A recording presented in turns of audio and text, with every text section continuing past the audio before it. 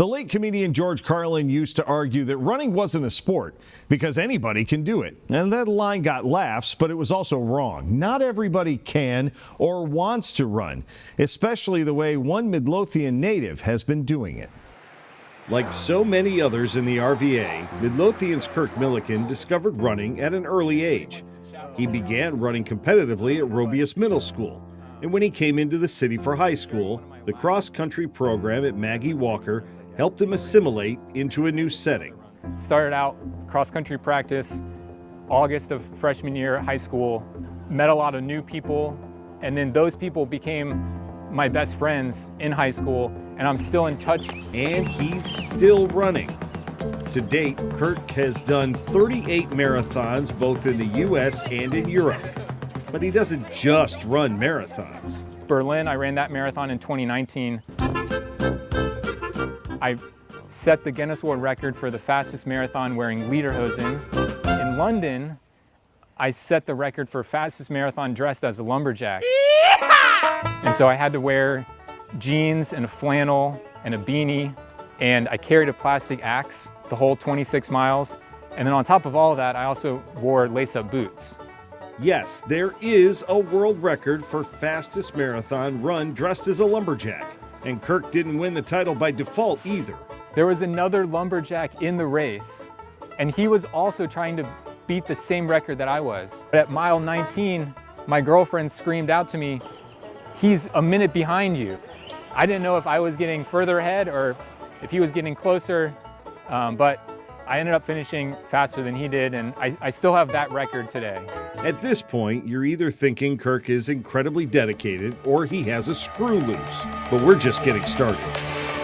About 6 years ago, Kirk found a website called City Strides, which takes GPS data from a run and lays it out over any map coordinates.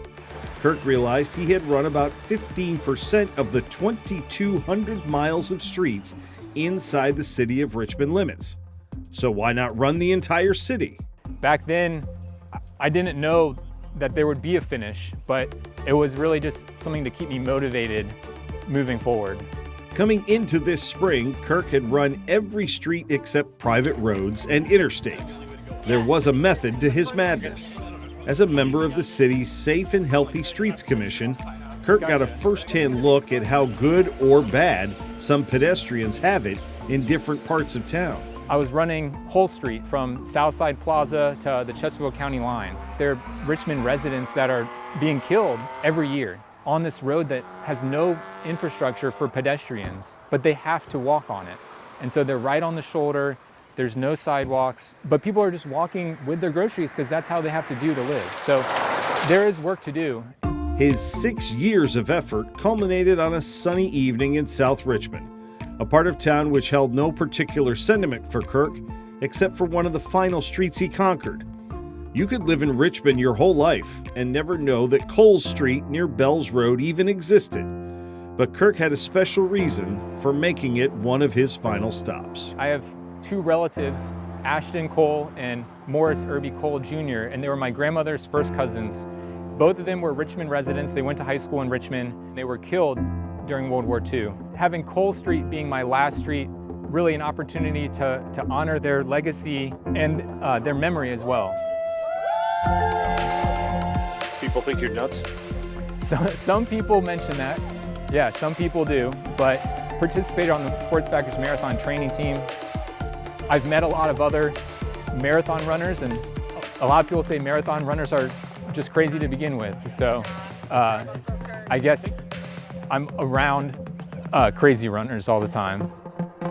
Despite his success at achieving his longtime goal, Kirk has no plans to make similar runs in either Henrico or Chesterfield, which would probably require more than 6 years each. But he is looking forward to bringing his findings to his committee and hopefully making some of the changes to make city streets safer for all pedestrians. If you would like to nominate someone for us to profile, just email us at beyondtheroster@WTVR.com.